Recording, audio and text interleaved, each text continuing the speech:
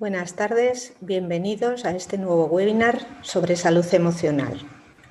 ¿La pandemia te ha llevado al límite? ¿Quién no se ha hecho esta pregunta últimamente? Llevamos más de un año conviviendo con la COVID. Tememos por nuestra salud y la de los nuestros. Resistimos en la medida de nuestras fuerzas, pero cada vez se nos hace más difícil entender y gestionar nuestras emociones. La salud, tal y como la define la OMS, es un estado de completo bienestar físico, mental y social, y no solamente la ausencia de afecciones o enfermedades. Para comprender cómo nos afecta la pandemia, entender cuáles son nuestras emociones con respecto a la COVID y poder tener recursos y herramientas para encontrarnos mejor, tenemos con nosotros al doctor Javier Quintero. Esta charla es una iniciativa conjunta de Adeslas Salud y Bienestar y la clínica del doctor Quintero, clínica integrada en el cuadro médico de Adeslas. El doctor Javier Quintero es doctor en medicina, especialista en psiquiatría, ha desarrollado su vida profesional entre los hospitales Ramón y Cajal, la Fundación Jiménez Díaz y actualmente es jefe de servicio de psiquiatría del Hospital Infanta Leonor, además de director de la clínica Dr. Quintero, Psiquics. Posee una dilatada trayectoria como docente, desarrollada como profesor de psiquiatría en la Universidad Autónoma de Madrid y en la actualidad es profesor asociado de psiquiatría y psicología médica en la Universidad Complutense. Sin más, comenzamos ya. Cuando usted quiera, doctor Quintero. Muchísimas gracias.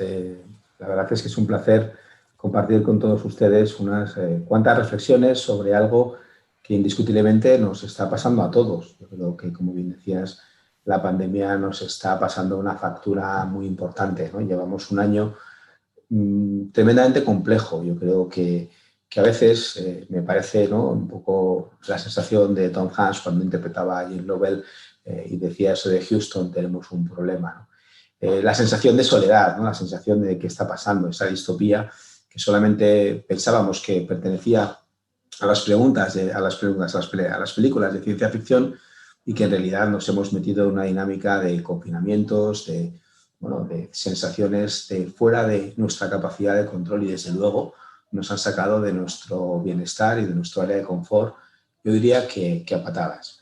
Dicho esto, es cierto que si miramos hacia atrás, si estas son las portadas de los principales periódicos hace solo un año, no nos acordamos, pero éramos felices y podíamos hacer muchas cosas que casi ni valorábamos, ¿no? Pero hace un año, tal que un 10 de marzo del 2020, empezábamos a hablar de cierres de fronteras en Italia, en la Comunidad de Madrid hablaban del cierre de las escuelas, ya se empezaba a barruntar que había que hacer algo más porque las cifras de COVID en España se estaban empezando a descontrolar. Y es cierto que en aquel momento quizás perdimos oportunidades muy interesantes para entender todo lo que vino después. Y lo que ha venido después es muy intenso, complejo y difícil de entender, ¿no? Y probablemente muchos de los que hoy nos están viendo al otro lado de sus pantallas, pues en realidad lo que han tenido es una sensación, porque es que durante los primeros meses, esos meses de marzo, abril, la comunicación, a mi modo de ver, fue un poco confusa, ¿no? Pero me encanta este gráfico que combina, ¿no?, el que tienen ustedes en la derecha de sus pantallas, ese gráfico que combina la incidencia de casos con los fallecimientos, ¿no? Fíjense cómo durante los meses de marzo y abril esto fue un disparate. Y cuando digo un disparate, quiere decir que la cantidad de fallecimientos que hubo en esos días, hubo días de casi 800, 900 muertos diarios, lo cual es una tragedia descomunal. Y aún así hemos tenido una segunda y una tercera ola que, como pueden ver, ¿no?, en la evolución de las olas que hemos ido teniendo en España, pues en realidad han sido olas de más incidencia, pero gracias a Dios de menos fallecimientos. Es decir, que estamos teniendo muchos más pacientes, mucha más gente enferma, pero con muchísimos fallecimientos, muchísimas familias rotas por el bicho este, pero gracias a Dios, como os digo, con unas tasas mucho menores.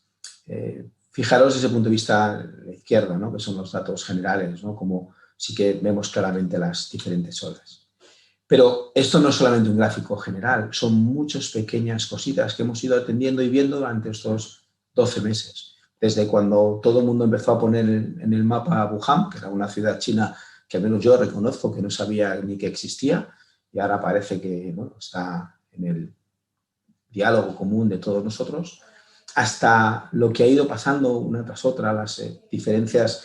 El otro día leía, creo que hay algunas islas en el Pacífico donde no hay coronavirus. En el resto del mundo hay algún caso, muchos casos, incluso en algunos países como en África, donde no tenemos muy claro qué es lo que está ocurriendo. Allí también está llegando el coronavirus. Es decir, que estamos hablando de una pandemia que está pegando al mundo en general, ¿no?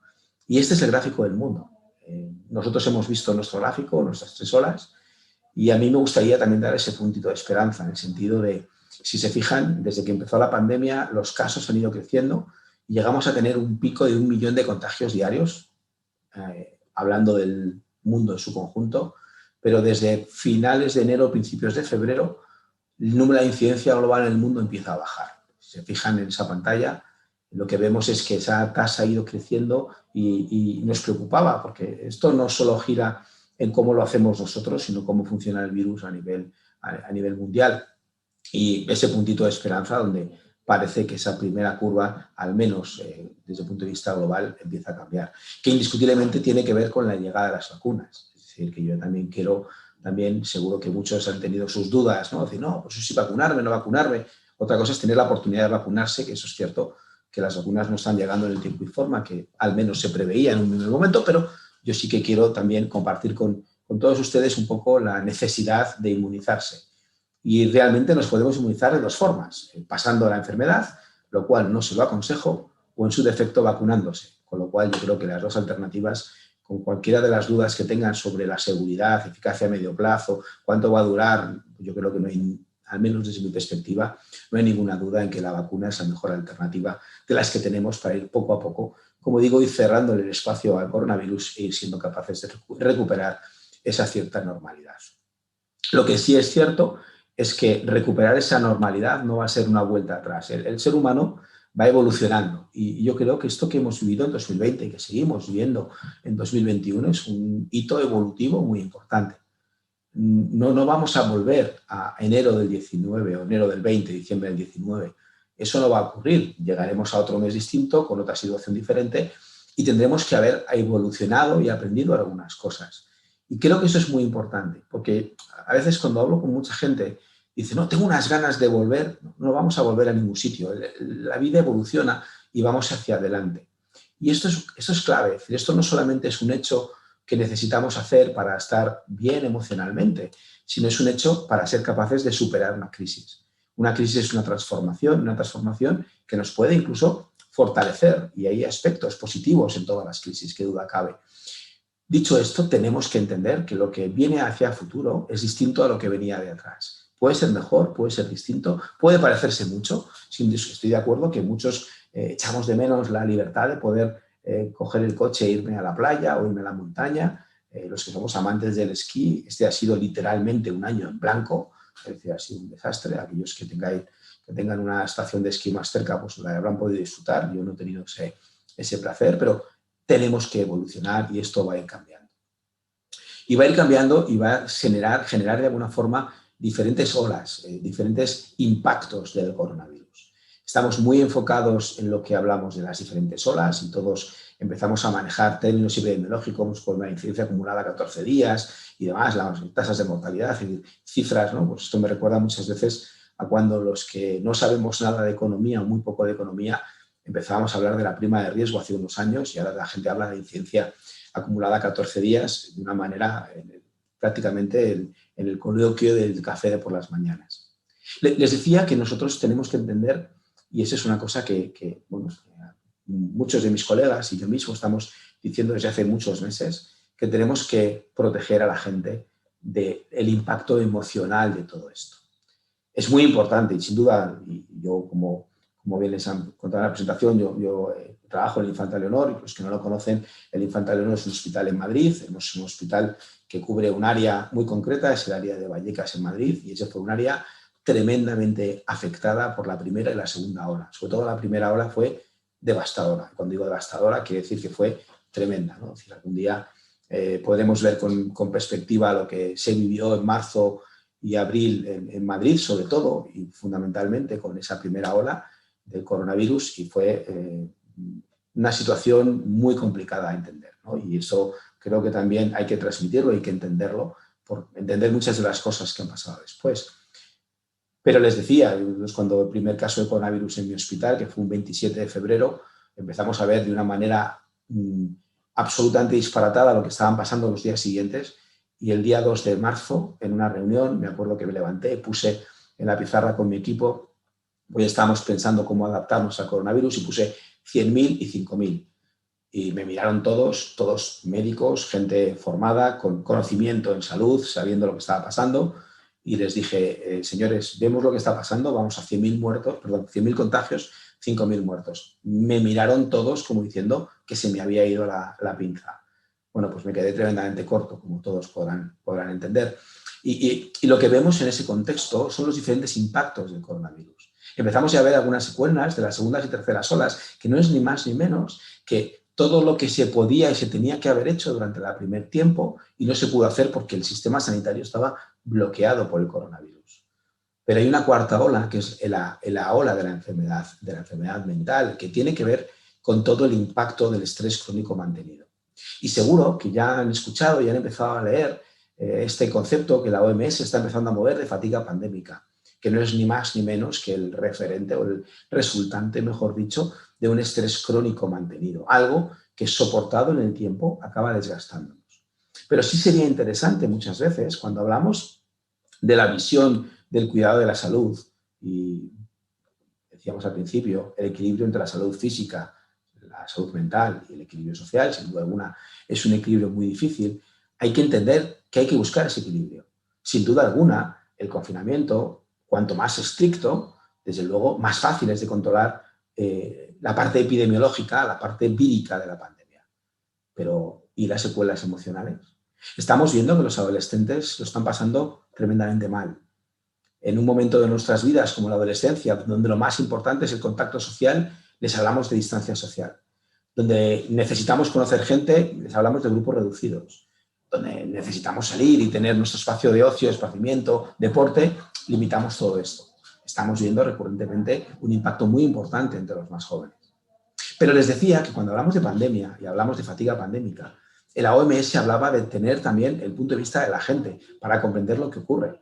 Me parece súper importante entender lo que estamos viviendo cada uno de nosotros y permitir de alguna forma un equilibrio. Y eso es clave. Yo creo que 100 días de confinamiento de marzo en adelante fue un confinamiento estricto, duro y probablemente, al menos con el tiempo, no tan necesario en esa dureza. Sin duda alguna el confinamiento es fundamental, estricto, concreto, duro y al pie, como decían aquel. Le digo que es importante, os digo, es importante reconocer ese concepto de fatiga pandémica, pero también cuáles son sus soluciones, porque estamos viendo el final del túnel, pero todavía queda mucho túnel. Esto tiene que ver, sobre todo, como les decía, con un contexto muy concreto que tiene que ver con el estrés. El estrés es normal, todos tenemos estrés. Tener un poco de estrés, como pongo en esta diapositiva, no es un problema. Es más, es parte de nuestra vida, es parte de nuestra dinámica, es la que nos motiva, entre comillas, a mejorar y hacer las cosas un poquito mejor cada vez. ¿Qué ocurre? La mayoría de las veces el estrés lo vemos reflejado en sensación de como nos faltara el aire, malestar de estómago, tensión, dolores, cefaleas, o sea, dolores de cabeza y demás. Eso no es, como digo, no es un problema cuando es un poquito de estrés. Desde hace más de 100 años sabemos cuál es nuestra reacción de estrés. Un fisiólogo canadiense llamado Hans Selye hablaba de las 3 fases importantes del estrés. La primera fase es la fase de alarma. Algo ocurre y nos activamos para afrontar esa situación. Cuando ese estrés se mantiene en el tiempo, empezamos a entrar en una fase de resistencia o de adaptación. Si eso se mantiene mucho en el tiempo y nos vamos incorporando estrategias adaptativas adecuadas, eso nos lleva inexorablemente a una fase de agotamiento, una fase donde nuestra capacidad de mantener esa homeostasis, ese equilibrio, poco a poco acaba pasándonos factura y ya no somos capaces de tener más recursos. Hay que crear esos recursos. Bien, pues permítame transformar esa fase de reacción a estrés en lo que hemos vivido. Fase de alarma, el momento inicial cuando nos confinaron en marzo, quien más quien menos hizo bizcochos que compartió con el vecino, salíamos al balcón a aplaudir, todo estaba como una activación, no les voy a decir que divertido porque no tenía nada de gracia, pero bueno, más o menos eso parecía que estaba funcionando y que bueno, lo visualizábamos como un evento de unas semanas, pues podríamos aguantarlo. Cuando ya pasa Semana Santa y vemos que esto empieza a continuar, pues ya empezamos en una fase de adaptación. Empezamos a organizarnos de una manera mucho más ordenada para tener el teletrabajo, el homeschooling, es decir, la parte de nuestros hijos, los que tengan hijos estudiando en casa, y buscar todo ese equilibrio, ¿no? Pero ya poco a poco empezábamos a mirar por la ventana con las ganas de poder salir, poder recuperar un cierto espacio, una cierta capacidad de respirar. Esa situación mantenida en el tiempo nos lleva a una fase de agotamiento donde estamos más irritables, donde estamos más cansados, donde la desesperanza es una sensación que no es nada agradable, empiezan a dominar o empiezan a prevalecer en muchas de nuestras situaciones, irritables, cansados, sin ganas de hacer cosas, con una ilusión que a veces hemos ido perdiendo. Como les digo, esto en realidad nos queda muchas veces en síntomas concretos que podemos observar. ¿Qué vemos? Más consumos. El que no fumaba ha vuelto a fumar. Empezamos a usar sustancias para descansar, alcohol, más de lo que debíamos. Sabrán ustedes que el incremento de las bebidas alcohólicas en los supermercados se ha multiplicado durante los meses del confinamiento. Desde el punto de vista funcional, más tendencia a estar en la cama, aislamiento social, sensación de tirar la toalla, ¿no? Y como digo, sobre todo más irritables. Tendemos a echar la culpa a los demás, desde el punto de vista mental es muy fácil responsabilizar a terceros de lo que a mí me pasa. Pero eso es un problema, porque cuando responsabilizo a terceros de lo que a mí me ocurre, en realidad estoy perdiendo la posibilidad de cambiar yo.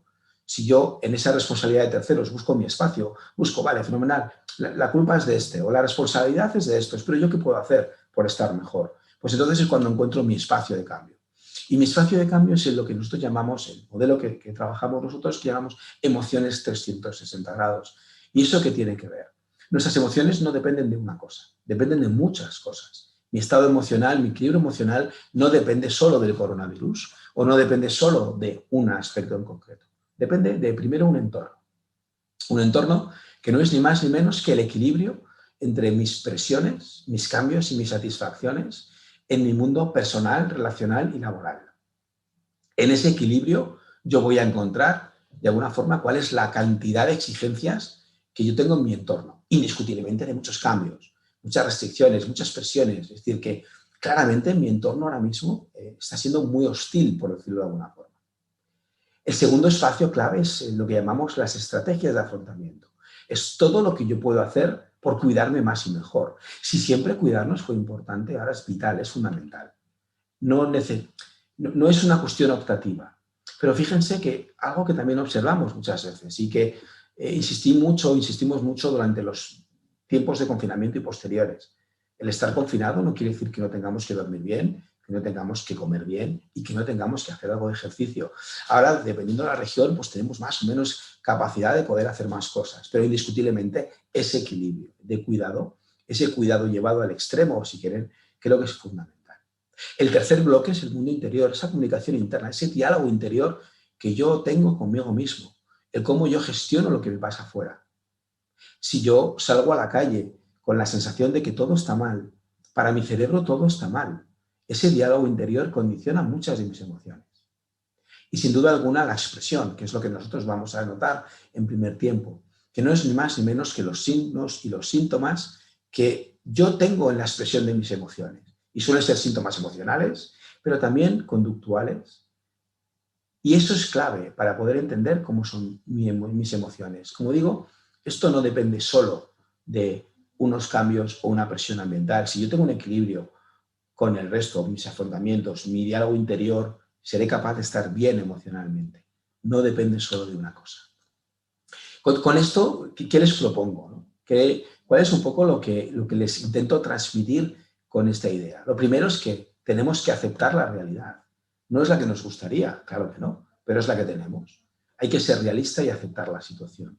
El escenario que tenemos es un confinamiento más o menos estricto, más o menos largo, con una situación en el entorno muy complicada, con el coronavirus, que evidentemente nos han machacado con mucha información, a veces también desinformación. No voy a entrar en el modelo de los fake news, pero sí es cierto que muchas veces nos están contando cosas del coronavirus que, bueno, pues que tampoco es exactamente así.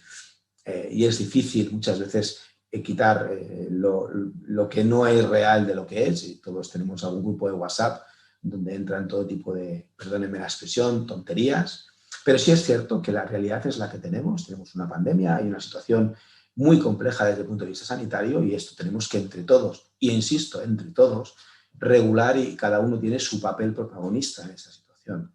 A partir de aquí, la siguiente recomendación que yo les haría es entender la realidad, porque no podemos cambiarla, pero sí podemos modular cómo nos afecta. Podemos priorizar algunas cosas. Hay una frase que repito mucho.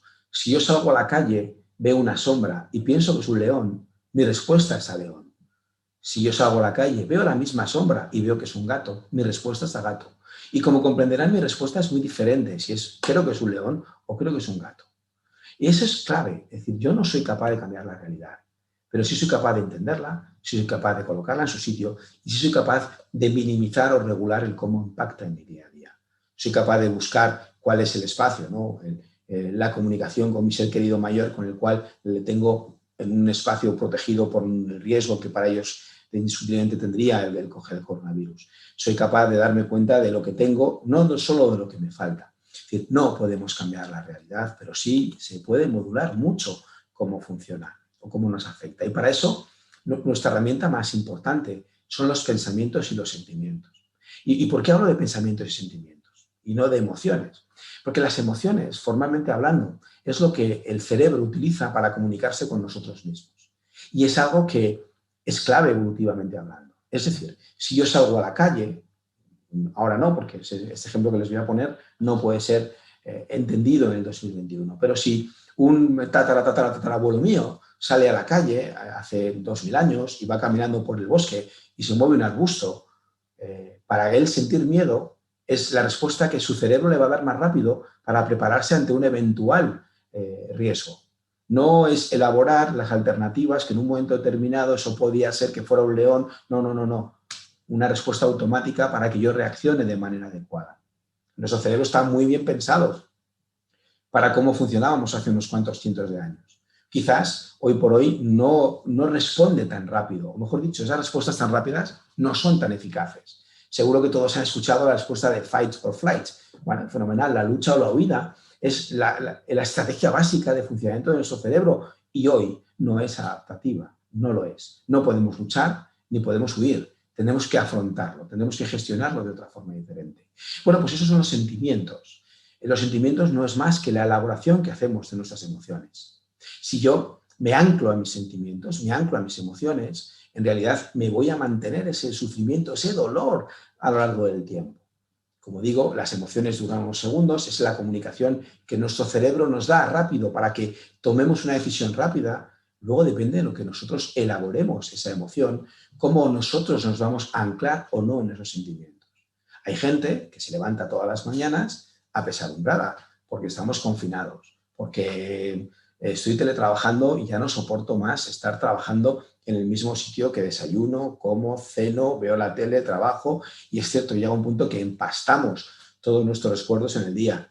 Estoy convencido que todos ustedes han tenido, o la mayoría de ustedes han tenido, esa sensación temporal extraña, donde el mundo va muy rápido, pero hace un año parece que fue hace una eternidad.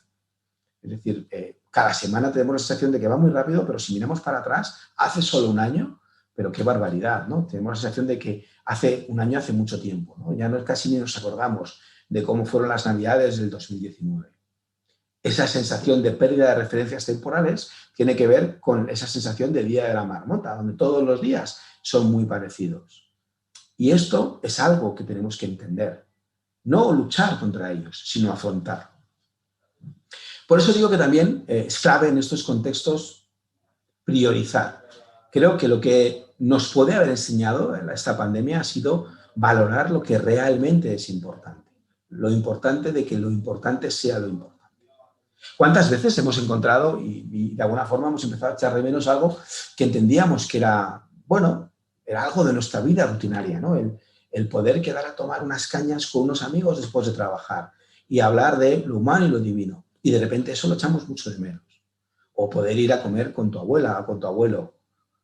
Cosas que, como las teníamos en nuestro día a día, bueno, quizás las valorábamos menos de lo que se merecían.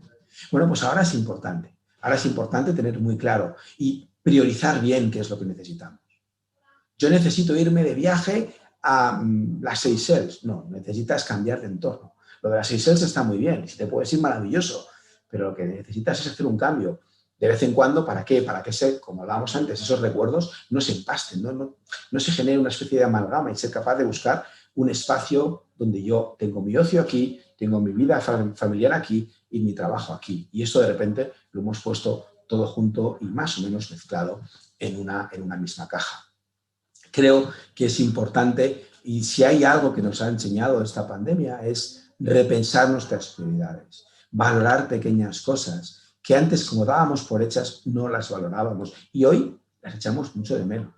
¿Quién no ha echado de menos a su cuñado, incluso estas Navidades con las restricciones en las mesas de Nochebuena? Y anda que nos hemos metido con él porque es muy pesado. No importa, pero son pequeñas cosas y es el contacto social, son las personas lo que realmente marcan la diferencia, lo que realmente es importante. Si decía antes que la clave está en cuidarnos, es también cuidar de los nuestros. Cuidarte a ti mismo y cuidar de los demás ahora debería ser una prioridad. El autocuidado, estrategias básicas. ¿Quién no se ha bajado alguna aplicación para hacer algún tipo de ejercicio de fitness delante de la tele del salón o en la cocina, ¿no? Es cierto que tenemos que mantener el cuidado. Fíjense porque una cosa que hemos visto en esta situación, pero en otras muchas crisis vitales de muchísimas personas, cuando las cosas se complican, empezamos a cuidarnos menos. Bajo la falacia de es que no tengo tiempo, estoy muy ocupado, no me da tiempo a cuidarme. Al revés. Es en esos momentos cuando el entorno es más hostil, porque aumentan las presiones, porque aumentan los cambios, porque bajan mis satisfacciones, es cuando tengo que tener más cuidado y trabajar más el afrontamiento. Me tengo que cuidar mucho más, no menos. Y normalmente lo hacemos al revés. Me voy a salir de la pandemia un momento, pero vuelvo en unos minutos. ¿Quién no ha pasado por un pico de estrés en el trabajo y de repente ha empezado a dejar de hacer esa actividad de ocio, de descanso, porque es que tengo mucho trabajo? Y de repente, oye, si es algo limitado en el tiempo y no pasa de la fase de alarma, resistencia al agotamiento, no nos pasa factura. Pero muchas veces encontramos gente en nuestras consultas que lo que ha pasado es que tuvo un pico de trabajo, un pico de más carga, de más presión, y en lugar de cuidarse más, se cuidó menos, con lo cual aceleró todos los tiempos y el agotamiento, la fatiga, el estrés crónico apareció muy rápido, con insomnio, con dificultades para concentrarse, con ansiedad, y ahí pues, tuvimos que ayudarles. Por eso digo que el autocuidado, el cuidado de uno mismo, la rutina, si siempre fue importante, ahora es fundamental, fundamental. El otro punto clave es la compasión, es el entender al otro. La compasión nos va a permitir gestionar mejor la adversidad, la nuestra y la de los de enfrente. Practicar esa compasión nos va a ayudar a entender mejor lo que está ocurriendo. Fijaros, otro detalle importante, una de las cosas que desde el punto de vista de la gestión del estrés postraumático nos ayuda como ser humano es el compartir con el otro. Cuando uno tiene, hay muchos estudios que nos han enseñado que cuando uno tiene una catástrofe y esa catástrofe es compartida con otros cuantos más, el impacto, por muy brutal que haya sido la catástrofe, el impacto emocional es menor cuando esa catástrofe la he vivido yo solo o en un grupo pequeño. Esa parte de compartir con el otro es fundamental, esa compasión. Y esta pandemia nos lo ha retirado. Es decir, realmente quien más, quien menos ha limitado su red social de apoyo. Después de esa primera etapa donde hacíamos videoconferencias todos los sábados, se acabó ya, esto nos ha cansado. Es decir, esto es un sucedáneo, no es social. Es decir, yo necesito estar con la gente, tener no solamente la parte verbal de la comunicación, sino también la parte no verbal, incluso el contacto, el ser capaz de contacto físico con otras personas. Tenemos que también entrenar la resiliencia. La resiliencia es nuestra capacidad de afrontar la adversidad. Es el hacernos más fuertes. La resiliencia es como cualquier otro músculo que nosotros somos capaces de mejorar ejercitándolo. Si nosotros somos capaces de todos los días sobreponernos a la adversidad, ese día tras otro, lo que va a ir consiguiendo es que seamos más fuertes, más resilientes. Y esto nos va a ayudar a gestionar mejor lo que tenemos en el día a día y lo que pueda venir por delante. Y por último, en este momento, esa es la parte de centrarnos en el aquí y el ahora. Nuestro cerebro no diferencia entre lo que está pasando y lo que pienso que puede pasar. Si yo empiezo a pensar todo lo que va a ocurrir, pero no está ocurriendo, en realidad para mi cerebro es una señal inequívoca de que se tiene que preparar para algo y se activa. ¿Y esa activación qué es? Ansiedad. No es ni más ni menos que ansiedad. Mi amígdala se activa y yo me empiezo a tener esa activación que mantenía en el tiempo. Es lo que llamamos estrés crónico, indiscutiblemente ansiedad. ¿Qué tengo que plantearme? Bueno, voy a intentarme en aquí y ahora. Voy a ver cómo puedo resolver el día de hoy. Fíjense, yo recuerdo que en los peores momentos de la pandemia estábamos en una situación muy, muy complicada en el hospital y estábamos gestionando el día. Llegábamos por la mañana, 7:30 de la mañana, a una reunión para ver cómo habíamos pasado la noche, qué había y demás. Y en un momento determinado estábamos en una reunión sin recursos, sin camas, sin respiradores, una situación bastante, de verdad, muy, muy compleja. Y de repente, uno de los jefes de interna dice, bueno, ¿y por la tarde qué hacemos? Dije, bueno, vamos a pasar la mañana, a las 3 hablamos. Ya veremos. Es decir, vamos a centrarnos en el aquí y el ahora. Vamos a resolver los problemas que tengo hoy. Mañana ya me pongo con los siguientes. Sobre todo porque en esta situación voy a tener un problema hoy y otro mañana. Y si yo empiezo a visualizar todos los problemas que tengo en el devenir del tiempo, voy a bloquearme. No voy a ser capaz de gestionarlos. Vamos al aquí y el ahora. Y ahora aquí y ahora no estoy mal. Estoy escuchando al doctor Javier Quintero hablar de las emociones. Bueno, me está interesando más o menos. Tengo un empleo, mi familia está bien, soy capaz de tener ordenada mi vida. Hombre, no me puedo ir de vacaciones de Semana Santa, pero bueno, puedo empezar a hacer alguna salida con algún amigo puntual. Es decir, puedo disfrutar de muchas cosas, aunque todavía me falten muchas. Aquí y ahora. Cuando lleguen los otros puentes ya los cruzaremos.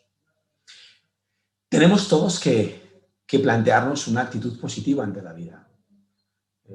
Yo me puedo levantar todas las mañanas pensando que qué porquería de vida, qué horror, que llevo ya un año con esto de la pandemia y por lo que hemos pasado y qué barbaridad es lo que me queda. No me ayuda en nada hacer eso. No me ayuda en nada.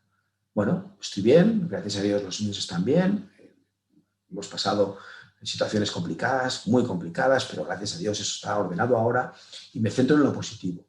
Y luego también es muy importante intentar rodearlos de gente positiva. Hay gente que nos quita la energía, hay gente que le preguntas qué tal está y te empiezan a contar todas las tragedias del mundo juntas y a la vez, de lo que ha pasado, lo que podría pasar. Y, bueno, un día vale, 2 también, pero chicos, si tú quieres mantenerte en esa actitud, que indiscutiblemente te va a generar un desgaste emocional, allá tú, pero para ti, ¿vale? Para ti. Sobre todo, si no te planteas un cambio. Vale, tengo un problema, vamos a buscar una solución. No, hay gente que se regodea en el cambio, hay gente que le llamas, ¿qué tal estás? Y viven angustiados. No, vamos a ver, pero vamos a cambiar esa angustia por una acción distinta, por una actitud diferente. Digo esto ¿por qué? Porque he visto en la consulta mucha gente dice, no, joder, Javier, yo intento mantener mi actitud positiva, pero siempre aparece alguien alrededor. ¿Vale? Pues mira, yo soy capaz de mantener esa distancia, como comprenderán, por mi profesión manejo el día escuchando situaciones complejas, muy complejas y requete complejas, pero que a lo mejor no todo el mundo tiene esa capacidad de entender lo que es el sufrimiento del otro, la compasión, pero no quedármela para mí. Pero sí es cierto que lo que tenemos que intentar es ayudar al otro, ese punto compasivo, ese punto de resolución de problemas, pero mantener esa actitud positiva.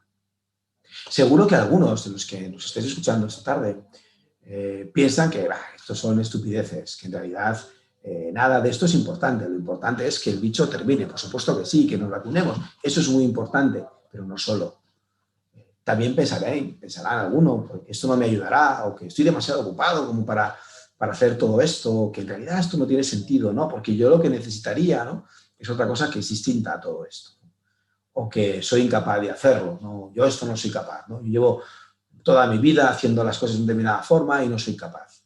Bueno, pues estos son los, entre comillas, resistencias habituales que nos encontramos cuando intentamos plantear un cambio de actitud, un cambio de visión, un cambio de estrategia de afrontamiento en cuanto a una situación emocional adversa.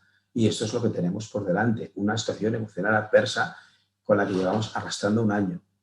Y no va a cambiar la semana que viene.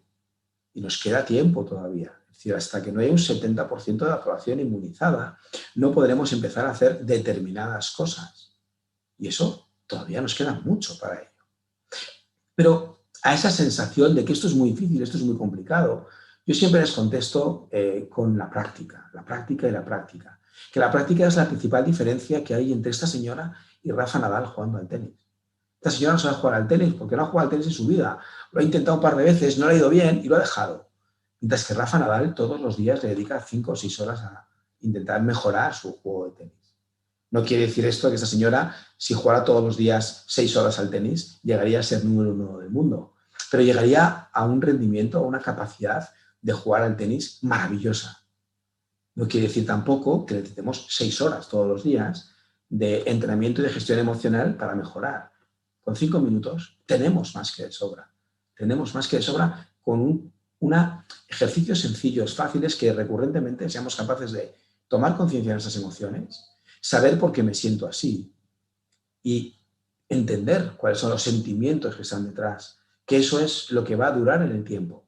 La emoción, el susto, el miedo, la ira, la rabia, la tristeza, son emociones que van a estar ahí, pero un tiempo. Luego son los sentimientos los que prevalecen. Yo no puedo cambiar mis emociones. Si yo me emociono con una película, me emociono con una película. Pero yo luego puedo gestionar ese sentimiento que me genera una situación parecida. Y esa es la clave, la práctica. Intentar hacerlo todos los días, 5 minutos, para tomar conciencia. ¿Y en qué momento? Es muy sencillo. Cada vez que alguien nos pregunta, ¿cómo estás? Buenos días, ¿qué tal estás? Habitualmente le respondemos, bien, gracias, y tiramos para adelante, respuesta automática, socialmente conveniente y no nos complicamos más. Bueno, no hace falta contarle cómo estamos, pero ¿por qué no tomar conciencia cada vez que alguien nos pregunta cómo estamos o dedicarle 5 minutos por la mañana a respirar, a tomar conciencia de cómo estoy, cómo me siento, lo que les decía del aquí y el ahora.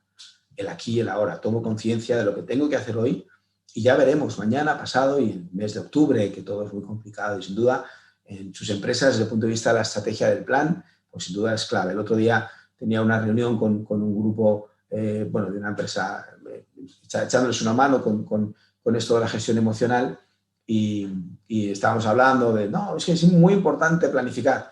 Dice, todo bien.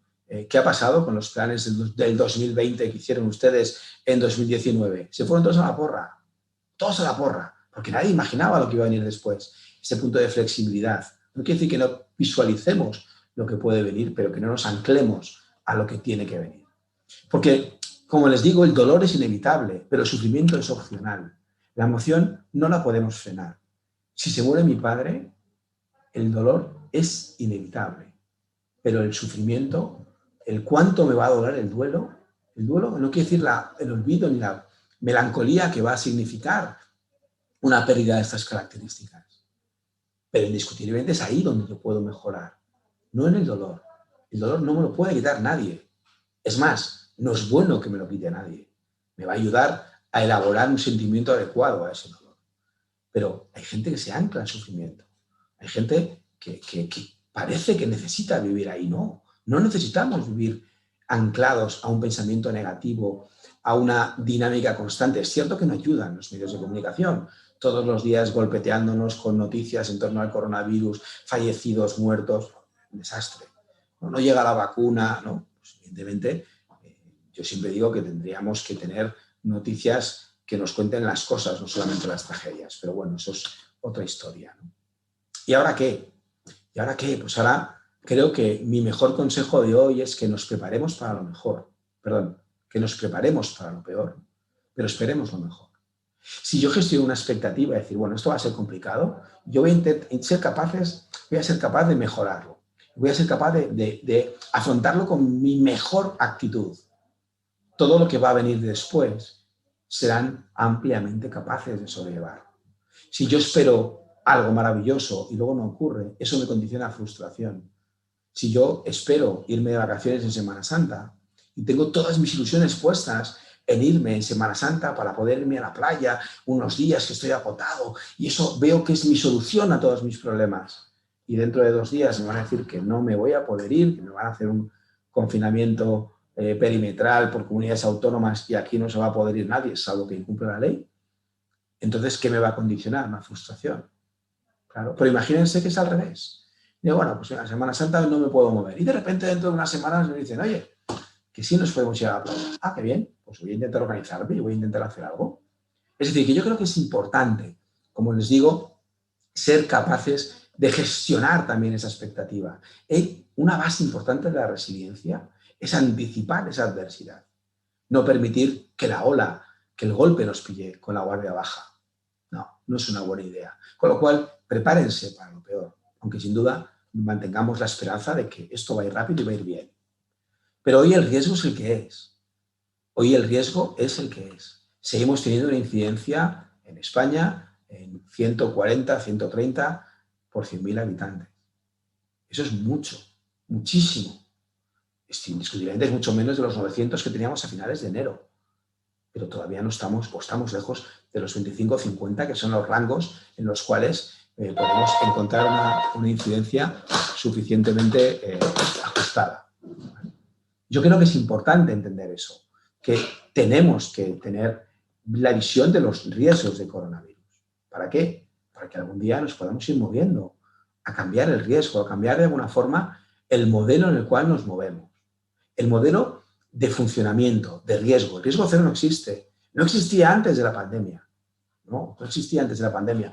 Yo recuerdo hace unos años viajando con una pandemia parecida que fue con la gripe aviar, con el H1N1, que afectó en pequeñas regiones del mundo. Eso no se extendió ni de broma como el coronavirus, pero sí parecía que podía ocurrir, como en los aeropuertos veíamos sobre todo los orientales con mascarillas, ¿no? Y decíamos, joder, qué exagerados como son. Y aquí estamos todos con la mascarilla dando vueltas. Con lo cual hay hábitos y cosas que van a cambiar, pero si nos cuidamos y cuidamos todos de todos, esto irá evolucionando y volveremos a una vida normalizada. 4 ideas que quería rescatar para, de alguna forma, que todos ustedes se puedan llevar a casa. La actitud lo es todo en la vida. Una actitud positiva, la gratitud de estar bien, del día a día. Yo creo que eso nos va a permitir estar mejor mañana. Si no, voy a estar peor, aunque esté igual, pero la percepción, el sentimiento, que es lo que ancla, que es lo que de alguna forma me hunde en mis emociones, no me va a permitir cambiar. Practiquen la gratitud y tengan esa actitud positiva, enfocándose en el aquí y el ahora. Acuérdense que no podemos cambiar la realidad, pero sí cómo nos afecta. Podemos modularla, podemos entenderla y podemos minimizar su impacto. Porque el dolor es inevitable, pero el sufrimiento es opcional. Y esa es la elaboración que yo voy a hacer de mis sentimientos, de mis emociones. Prioricemos las cosas, vamos a dar importancia a lo que es importante. Y de verdad, esto creo que es la lección más importante que la COVID y la pandemia y el confinamiento nos puede haber dado. Ser capaces de aprender a priorizar las cosas. Y sobre todo, y muy importante, hay que cuidarse. Hay que cuidarse ahora más que nunca. Nunca ha sido tan importante cuidarse como ahora. Cuídense, mantengan esa actitud positiva, gestionen bien sus sentimientos y verá cómo esto es mucho más fácil de sobrellevar. Y por supuesto, si a pesar de todo esto no se encuentran bien, no se sienten capaces, la desesperanza les está pudiendo, no pasa nada, levanten la mano y pidan ayuda. Pedir ayuda está en la hoja de ruta. Es algo que nos puede a veces simplificar. En medicina decimos más vale prevenir que curar. A mí me parece que es mucho más importante empezar a pedir ayuda ahora que me siento regular que cuando me siento muy mal, ¿no? Si me duele la tripa, pues voy al médico. No espero a que el dolor sea imposible. Si no se me resuelve con una manzanilla, con los recursos que tenga en casa, pues ¿por qué no con lo emocional? Si no soy capaz, esto no evoluciona, llevo días, semanas durmiendo mal, ¿por qué no pedir ayuda? Lo dicho, muchísimas gracias y espero que les haya servido, por lo menos para entender un poquito mejor cómo se están sintiendo durante estos meses tan complicados, y quedo abierto a sus comentarios y preguntas. Muchas gracias, doctor Quintero, por su magnífica charla y la claridad de su exposición. Le diré que ha generado mucho interés entre todos nuestros asistentes y que ha habido una alta participación que se ha visto reflejada en una gran cantidad de preguntas. Hemos intentado agrupar en bloques para intentar dar respuesta también al mayor número de preguntas posible. Si le parece, vamos con la primera. Por favor. Cuando estás con un pico de ansiedad muy alto, ¿qué puede ayudar a bajar?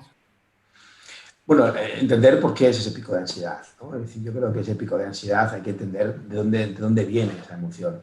Si es algo puntual, es parar, pensar y tomar conciencia de por qué mi cerebro está identificando miedo. La ansiedad se nutre cuando mi cerebro no entiende qué es lo que está pasando fuera. Lo percibe como una amenaza o le falta información. A partir de ahí, creo que es lo más importante, es parar, tomar conciencia, decir, ¿qué es esta angustia, de dónde viene? El problema de la angustia es que se retroalimenta. Es decir, yo cuando tengo un pico de ansiedad, si no lo resuelvo, la siguiente vez que me ocurra algo parecido, mi cerebro ya ha aprendido a responder con esa ansiedad, con lo cual responde antes. Y eso es un círculo que se retroalimenta y cada vez, entre comillas, ese gatillo salta antes. Con lo cual es muy importante, cuando uno empieza a tener ansiedad, ser capaz de controlarla. No va a mejorar sin más habitualmente. Otro de nuestros asistentes nos pregunta cuáles serían las 3 o 4 cosas más importantes que puedo hacer para realizar ese cambio de actitud y esa mejora en las emociones. Bueno, yo creo que todas las mañanas deberíamos darnos cuenta de lo afortunados que somos. Es decir, vivimos en un país de primer mundo. A pesar de los pesares, los supermercados están llenos. A pesar de los pesares, tenemos un sistema sanitario maravilloso. A pesar de los pesares, nuestra vida es increíblemente buena. No tenemos en realidad mucho de qué quejarnos. O dicho de otra forma, nos podemos quejar de muchas cosas, pero hay muchas más por las cuales estar agradecido y estar con esa actitud positiva cada mañana. Creo que esos ejercicios de por la mañana de parar, pensar y darme cuenta de que mi familia está bien, de que tengo trabajo, que tengo la nevera llena, es decir, hay cosas, de verdad, que los principios más básicos. El problema es que Maslow nos ha hecho mucho daño, y perdónenos la broma, ¿no? Para los que no saben, la pirámide de Maslow es esa pirámide en la cual empezamos por las necesidades más básicas y arriba del todo está la autorrealización. El problema es que como somos una sociedad basada en el bienestar, hemos dado por sentado todas las partes inferiores que tienen que ver con nuestras necesidades más básicas. Nuestra frustración viene de la incapacidad, a veces momentánea, otras veces no tanto, de mejorar nuestra autorrealización, ¿no? Eso debería ser el sumum de la felicidad. Entonces deberíamos estar felices siendo capaces de asumir que estamos bien, que estamos vivos, que tenemos recursos básicos y a partir de ahí empezar a funcionar. Dejemos de fijarnos en las cosas que no están bien y empecemos a fijarnos en lo que está bien. Es algo que de verdad yo creo que es importante, ¿no? Ese punto de la actitud de empezar a visualizar lo que tengo y no solo lo que me falta. Nos preguntan cómo podemos ayudar al estado anímico en las personas mayores, en nuestros mayores, que son más difíciles de gestionar y que hay veces que no entienden mucho qué es lo que está pasando y por qué no pueden hacer ciertas cosas. Fíjense que nuestros mayores nos están dando una lección increíble de resiliencia, ¿no? Son con diferencia los más vulnerables en esta situación y están entendiendo que su papel es cuidarse. Cuidarse, y cuidarse es renunciar a lo más preciado, que son los suyos, y renunciar a lo más preciado, que son los suyos, cuando saben que su tiempo también es finito. Y eso es algo que muchos de los mayores con los que he intentado, bueno, tener la oportunidad de ayudarles, a mí me ha parecido lo más emocionante, ¿no? Es decir, es que yo entiendo que ahora lo que me toca es esto, aunque sé que mi tiempo es finito, es decir, que a lo mejor yo mañana no estoy. Pero claro, para estar mañana no tengo que estar hoy, ¿no? Yo recuerdo con una persona mayor antes de Navidades, que la familia estaba ahí, que se iba y no tal, diciendo, no, es que yo prefiero intentar que las próximas Navidades sean con toda mi familia, que estas Navidades sean con una parte de mi familia, ¿no? Entonces, que nos están demostrando que son capaces de renunciar mucho mejor que nosotros. Y eso también es una lección importante. Nos pregunta otra persona que lleva un año en teletrabajo y su empresa probablemente le deje en este teletrabajo y pregunta cómo puede superar esa falta de sociabilidad con los compañeros y personalmente dice que se le hace muy duro trabajar tanto tiempo sola. Sí, hemos pasado hace un año que queríamos, todo el mundo quería conciliar y ver si podía teletrabajar 1 o 2 días, ahora a ver si puedo ir a la oficina 1 o 2 días, ¿no? Esto es cierto que es muy complicado.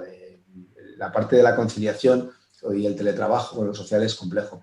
Yo tiendo a recomendar un equilibrio, es decir, creo que esto, salvo, bueno, el otro día, bueno, hay gente que se ha adaptado fenomenal y hablaba con una persona que se había mudado al Pirineo y estaba en un pueblito teletrabajando, encantada de la vida, menos con algunos aspectos, feliz, me alegro por ella, pero sí es cierto que es difícil, muchas veces difícil, ser capaz de encontrar ese equilibrio. Cada uno tiene su suyo y esa es la clave en todo esto.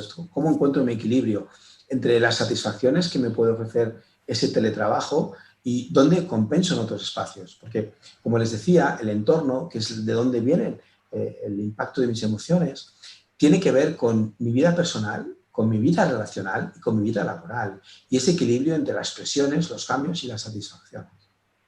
Es cierto que si yo vivo el teletrabajo como una presión, tengo que buscar satisfacciones en mi vida personal, que es básicamente de lo que se trataba. Si yo teletrabajo, voy a ser capaz de conciliar, con lo cual voy a encontrar más satisfacciones en mi vida relacional que no en mi vida laboral, que voy a ir compensando de otra forma. Bueno, cada uno tiene que encontrar su equilibrio.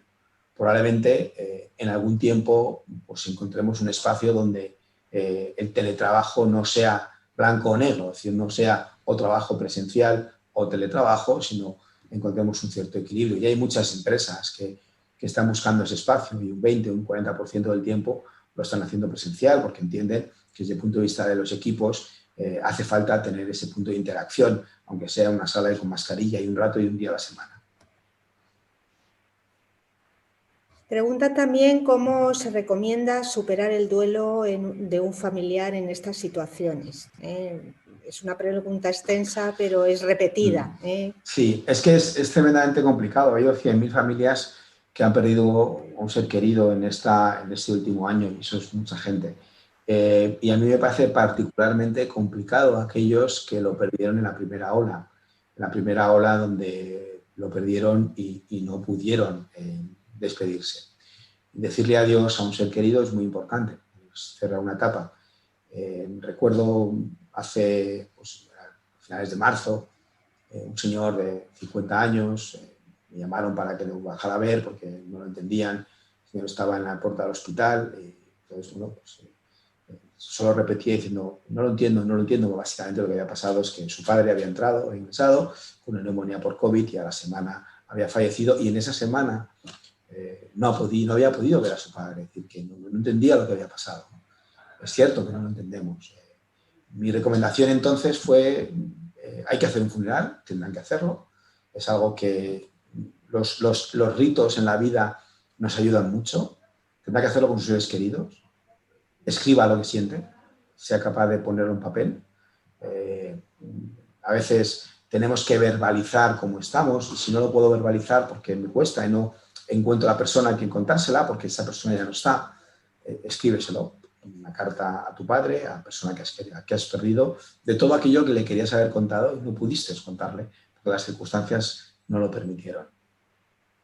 Y luego hay gente en común que tiene la misma pérdida.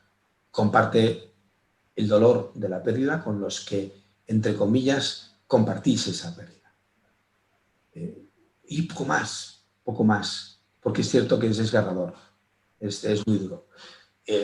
Después ya hemos aprendido que no podemos, aunque con el riesgo de contagios y demás, a la gente hay que facilitarle el que se puedan despedir y que puedan acercarse y que de alguna forma en los últimos momentos de la vida de alguien pues, puedan estar y puedan compartirlos, ¿no? Pero indiscutiblemente es tremendamente duro acompañar a tu padre a una urgencia de un hospital y que te llamen todos los días para darte la evolución y que de repente un día te digan que ha fallecido, ¿no? Y no poder de alguna forma, despedirte en tiempo y forma, ¿no? Y esto es tremendamente duro. Espero que esos consejos les pueda ayudar a los que han perdido y desde aquí mi más profundo pésame y abrazo, porque entiendo que es tremendamente complicado en toda esta situación, encima añadir un duelo. Sí, sí, realmente es una de las situaciones más duras que está tocando vivir. Le voy a formular ya la última pregunta, doctor Quintero. Es un poco sobre los niños. Hay muchas preguntas sobre qué podemos hacer para ayudarlos y qué podemos hacer sobre todo en esa adolescencia con la situación que nos está tocando vivir. Bueno, lo mencionaba un poco de pasada al principio o en un momento de la presentación. Muy complicado porque les decía que, fíjese, los más pequeños son plastilina y ya se han adaptado muy rápido en general, ¿no? Es decir, que a lavarse las manos, a las mascarillas, a mantener su burbuja. Bueno, los más pequeños lo han hecho muy bien y, como siempre, los niños nos dan lecciones todos los días. Es en los adolescentes donde estamos viendo más dificultades. ¿Por qué? Porque básicamente las medidas que nos están protegiendo de esta pandemia es la distancia social, es la reducción de contactos y las limitaciones de los espacios de ocio. Que cuando uno tiene 17, 18, 16, 20 años, lo que necesita son amigos, lo que necesita es su espacio, necesita conocer gente, necesita todo lo que un adolescente necesita, se lo estamos negando. Y yo voy a un punto más, es que además en los momentos más complicados de la pandemia, allá por el mes de mayo, nos olvidamos de que había una franja entre los 15 y los 18. Empezamos a facilitar la salida de los mayores, de los pequeños, de todo el mundo, pero los adolescentes no tuvieron su espacio. Les dejamos en sus habitaciones con una pantalla y como no daban mucho ruido, pues nos pareció que estaban bien. Y no están bien, no están bien. Hemos visto un descontrol en cuanto al abuso de las pantallas, de las nuevas tecnologías, con lo que eso implica. Es decir, que a mí ya me preocupaba la tendencia al abuso de las pantallas, de las redes sociales y de los videojuegos antes de la pandemia. Ahora me ponen los pelos como escarpias porque empezamos a ver que los chavales están intentando compensar todas sus carencias a través de una pantalla y no me vale. Es decir, esto puntualmente no está mal, puede valer, pero no puede ser, no puedo tener toda mi vida detrás de una pantalla. Y en realidad es lo que les está pasando, ¿no? Que están con una distancia social que no entienden, con unas necesidades que no están cubiertas y la única alternativa que tienen es la pantalla para su Instagram, su TikTok, y eso es un disparate. ¿Qué podemos hacer? Hablar con ellos, buscar espacios de ocio distinto. Tendrán que tener sus restricciones como los adultos, pero podrán hacer cosas, ¿no? Salidas puntuales, espacio de ocio, deporte, lo mismo. Lo que pasa es que vamos a tener que empujarles para que lo hagan. ¿Por qué? Porque llevan muchos meses enganchados a las pantallas, distanciándose de ese espacio y, lo que es peor, entrando en una situación muy progresiva, porque los chavales están mal, pero no están mal de ayer a hoy. La secuencia normal de lo que estamos viendo en los adolescentes es un chaval que le confinamos allá por el 14 de marzo. Él empezó a estar regular, pero bueno, tampoco quería molestar porque veía que estaba todo muy liado y dijo, bueno, ya cuando después de 100 días puedo salir a la calle voy a estar mejor. Y era todos los días un poquito peor. Hoy no estaba mucho peor que ayer, pero sí estaba mucho peor que hace un mes. Llegó el verano, en verano parecía que podía recuperar su normalidad y tuvo ahí una sensación ficticia de que estaba mejor, pero no estaba bien.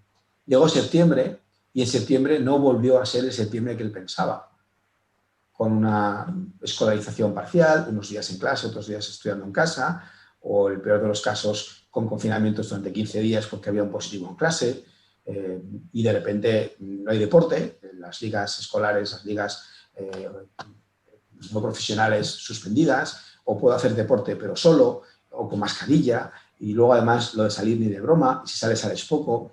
Entonces empezamos a encontrar un progresivo deterioro del estado de ánimo donde de día a día no es perceptible en espacios temporales más grandes. Empezamos a observar que hay un cuadro afectivo.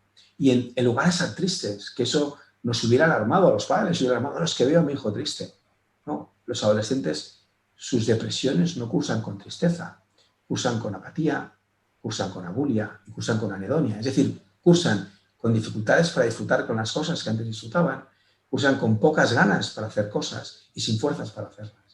Entonces, de repente encontramos un chaval en su cuarto, detrás de una pantalla. Por favor, sáquenlos de ahí, llévenlo al salón, hablen con ellos y si necesitan ayuda, búsquenla, porque eso no se va a resolver solo. Indudablemente, doctor Quintero. Lamentándolo mucho, no tenemos tiempo para más. Agradezco a la audiencia su gran interés y participación y le agradezco nuevamente su claridad, tanto en la exposición como en la contestación a las preguntas. Y le agradezco igualmente el tiempo que nos ha dedicado. Perdón. Sí. No, que muchísimas gracias, que para mí ha sido claramente un placer y bueno, cualquier duda, cualquier pregunta que no haya quedado contestada, por ahí creo que tienen mis contactos, mis redes y si se las puedo contestar estaré encantado. Muchísimas gracias. A ustedes, si quieren saber más sobre el tema que nos afecta sobre salud, les invito a visitar nuestra web adeslasaludyBienestar.es. En ella encontrarán un servicio de orientación psicoemocional, además de otros muchos planes virtuales sobre hábitos saludables, prevención y cuidados de salud. En breve van a recibir un mail con un link para volver a visualizar esta charla si lo desean, además de una breve encuesta que les animo a realizar para que podamos conocer de primera mano su opinión y nos ayuden a mejorar. Sin más, les emplazo a acompañarnos en nuevas charlas que ya estamos trabajando y visitarnos en nuestra web Adesla Salud y Bienestar. Que paséis una muy buena tarde.